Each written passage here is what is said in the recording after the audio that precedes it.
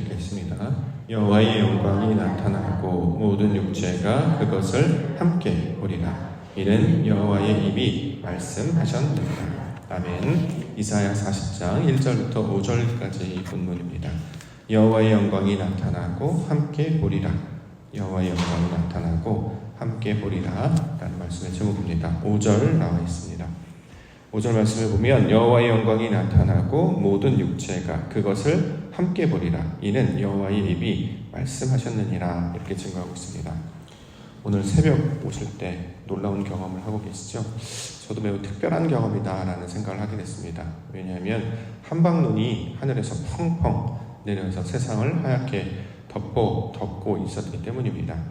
눈 내리는 것이 처음도 아닌데 이렇게 특별하게 느껴지는 데는 그 이유가 있습니다. 그 이유가 뭐냐면 어제 눈이 온다고 그랬거든요. 진짜 눈이 왔어요.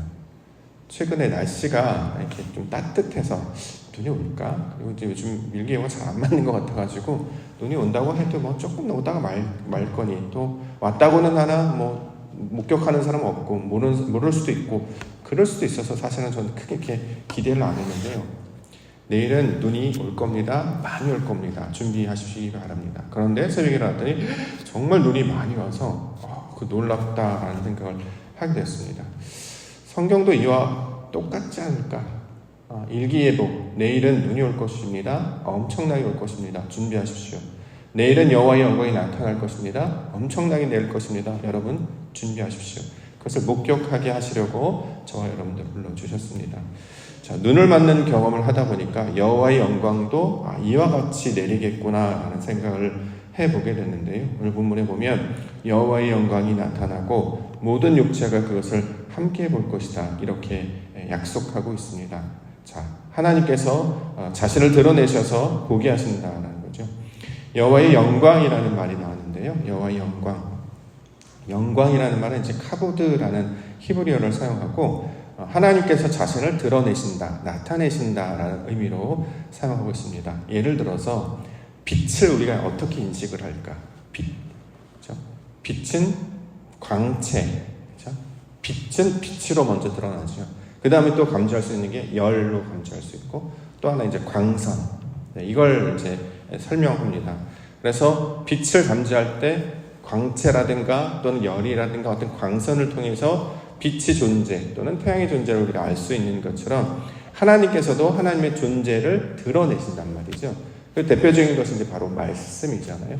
하나님께서는 말씀으로 자신을 드러내시고 또 진리로 드러내시고 영으로 나타내십니다. 그러므로 하나님을 인식하게 되려면 그래서 성령과 진리가 필요한단 말이죠.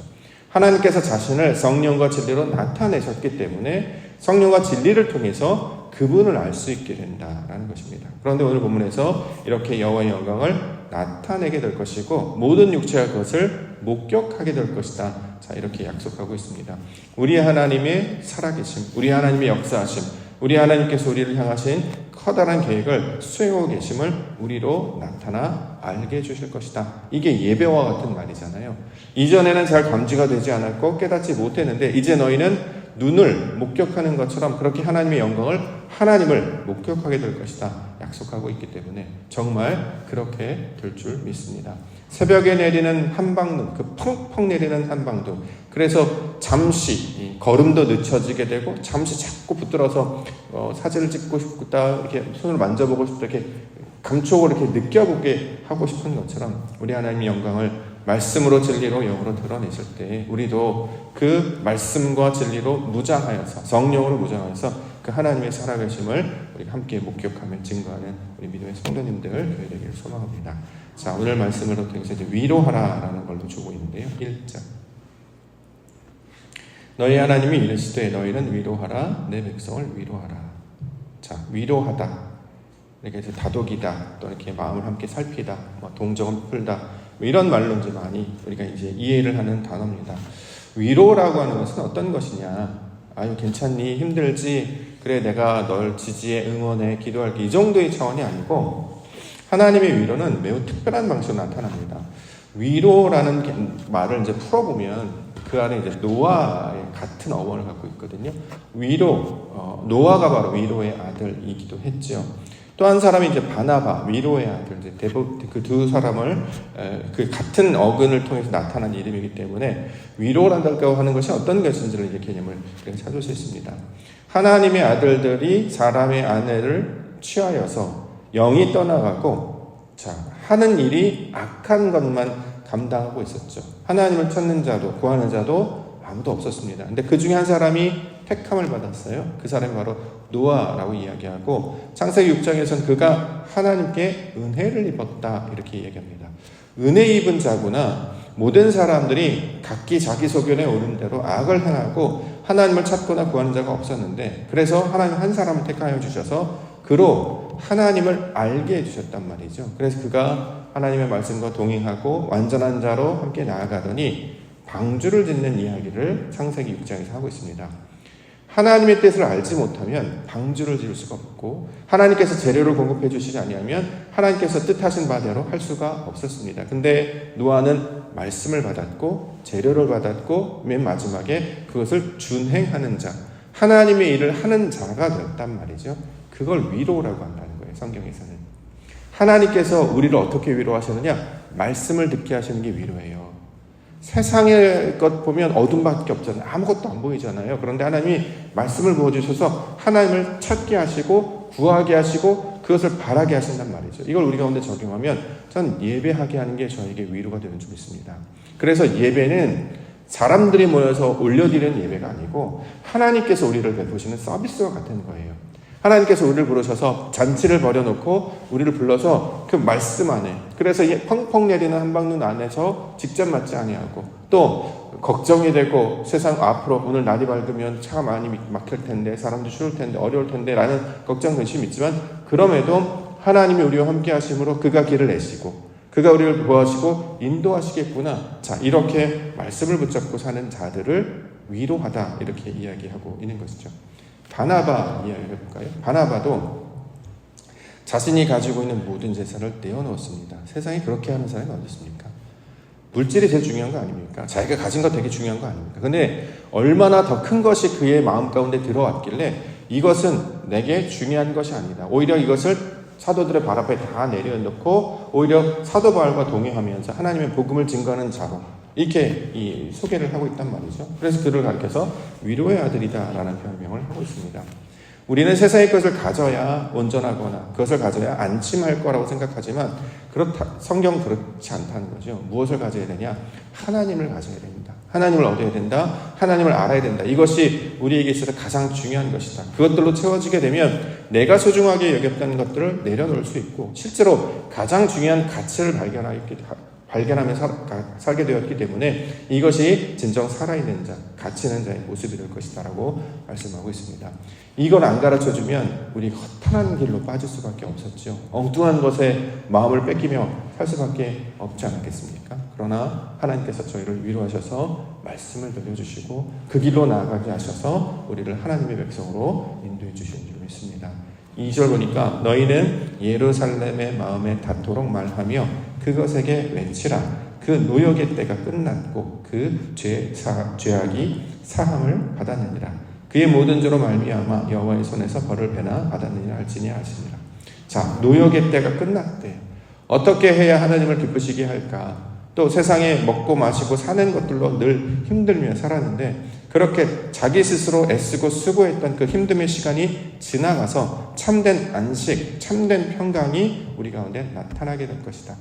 아무리 이렇게 하면 저렇게 하면 하나님을 좀 알 수 있을까? 공부하고 연구하고 애써봐도 찾을 수가 없었는데 은혜 받은 백성들은 하나님께서 성령으로 우리 가운데 찾아오셔서 그 마음 가운데 감동을 주시고 하나님의 평강과 하나님의 샬롬과 하나님의 그 은혜가 그 안식이 어떠한지를 알게 하여 주셨단 말이죠. 그래서 예루살렘의 마음에 닿게 된 거예요. 말씀이 마음에 닿도록 말한다라고 하는 것은 들으라고 말하는 게 아니라 20년 깊은 곳 가운데 울림으로 감동으로 받게 된다는 말이죠. 말씀을 들어도 그러한가요? 말씀을 들어도 다른 사람 이야기 같고 말씀을 들어도 뜬구름 잡는 이야기 같았는데 저 여호와가 우리 가운데 들려주는 말씀이 약속의 말씀이 되는구나, 나를 향한 말씀이 되는구나, 소망의 말씀이 되는구나 라고 마음에 그 감동을 받기 때문에 이것이 바로 위로의 내용이 되고 이렇게 산다는 것이구나, 하나님께서 이렇게 우리를 인도하시는 것이구나. 그래서 걱정이나 두려움이나 근심이 더 이상 나아가지 않고 오직 하나님 평강 안에 살게 되는 것이구나. 자, 이렇게 우리를 말씀으로 위로하고 있습니다. 자, 그 하나님의 위로를 말씀으로 받으시고 성령 안에 거하시는 우리 믿음의 성도님들 교회가 되기를 소망합니다. 3절 보겠습니다. 3절 외치는 자의 소리가 이르되 너희는 광야에서 여호와의 길을 예비하라. 사망에서 우리 하나님의 대로를 평탄하게 하라. 자, 하나님께서 이 길을 인도해 나아가시겠다라고 하는 것이죠. 자, 광야, 사막 특징이 뭐냐면 길이 없는 곳이잖아요. 아무도 사람이 살지 않는 곳. 그래서 누구도 지나간 적이 없는 곳. 그래서 문제가 뭐냐면 길이 없어요. 어느 길로 가야 될지를 모른단 말이죠. 그런데 우리 보고 길을 예비하래요. 우리 보고 길을 내라 이렇게 이야기한단 말이죠. 왜냐하면 우리가 가는 곳이 길이 될 것이기 때문에 한 번도 가보지 않았던 그 땅, 한 번도 해보지 않았던 미래를 하나님이 택한 백성들로 걷게 하시고 나아가게 하셔서 그들로 길을 만드시겠다. 그런데 그 백성들이 만드는 길은 스스로 만드는 길이 아니라 기둥을 보고 가는 길입니다.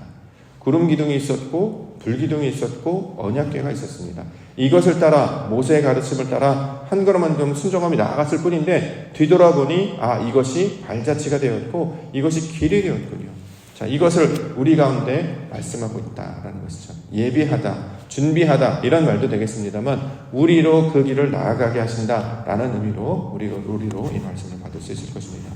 월요일날 보라 새 일을 행하겠다라고 약속해 주셨던 말씀을 다시 떠올리기를 원하는데요. 43장 29절 보면 보라 내가 새 일을 행하리니 이제 나타낼 것이라. 너희가 그것을 알지 못하겠느냐? 반드시 내가 광야의 길을 사막의 강을 내리니 장차 들짐승 곧 승냥이와 타조도 나를 존경할 것은 내가 광야의 물을 사막의 강들을 내어 내 백성 내가 택한 자에게 마시게 할 것임이라. 이 백성은 내가 나를 위하여 지었나니 나를 찬송하게 하려 함이니라. 자, 우리에게 길을 내시고 그 길을 걷게 하실 분이 하나님이심을 우리 가운데 말씀하고 있습니다. 그러므로 2025년도 이 말씀을 계속 받아서 이것을 새로운 것들로 우리 가운데 적용하여서 이해를 해본다고 하면 우리가 나아가는 길은 이전에 걸어보지 않은 길이 될 것입니다. 그러나 새 길로 갈 때 하나님께서 인도하셨음을 증거하게 되는 2025년도를 맞이하게 해주실 줄 믿습니다. 우리가 가는 길은 옛사람들이 걸었던 그 길이 아니에요. 그 길을 갔던 사람들은 이미 다 사라졌단 말이죠. 그 길은 하나님께로 나아가는 길이 아니었기 때문에 필요가 없는 길이었습니다. 어쩌면 이제 새롭게 개척한다 또는 새롭게 개혁한다 라는 생각을 우리가 가져야 되겠다 이런 생각을 하게 됩니다. 왜냐하면 한 번도 해본 적이 없는 곳, 또 한 번도 가본 적이 없는 길을 나아가 보려고 하기 때문입니다. 한 번도 가보지 않았기 때문에 얼마나 많은 백성들이 원망하겠습니까? 얼마나 많은 백성들이 불안해하겠습니까? 그런데 우리가 나아가고자 하는 것은 우리 스스로의 의지가 아니라 말씀이 있었기 때문이죠. 말씀과 감동이 있었기 때문에 하나님이 말씀하신 그 십자가 영광을 붙들고 나아가기 때문에 그가 우리의 목자가 되어서 우리의 걸음걸음들을 인도해 주실 줄 믿습니다. 그래야 해서 2025년도 새 사람, 새 마음, 새 교회, 새로움에 관한 주제를 가지고 우리가 붙들고 있는데요. 여기서 말하는 새로움은 하나님의 일을 해보자라는 거잖아요. 하나님이 주신 감동을 해보자. 하나님이 주신 말씀을 따라가보자. 사람들이 세우는 전통이나 유전을 그걸 지켜내려고 하는 것이 아니라 이전 것은 지나갔으니 옛 정리를 잊어버리고 하나님이 하실 새 일을 기대하면서 나아가보자. 자, 이렇게 이야기를 했는데 이것이 바로 하나님께서 우리 가운데 주신 약속의 말씀이 되는 줄 믿습니다. 내일은 눈이 올 것입니다 라고 했더니 정말 눈을 보게 되는 것처럼 오늘은 여호와의 영광을 너희가 보게 될 것이다 약속한 말씀 믿음으로 받아낼 때에 하나님의 영광을 감격스럽게 맞이하게 될 줄 믿습니다. 그 가운데 가장 먼저 달려나와 주의 길을 예비하며 하나님의 영광을 이 땅 가운데 구현해내는 우리 믿음의 성도와 교회가 되시기를 주님의 이름으로 간절히 축원합니다. 알겠습니다.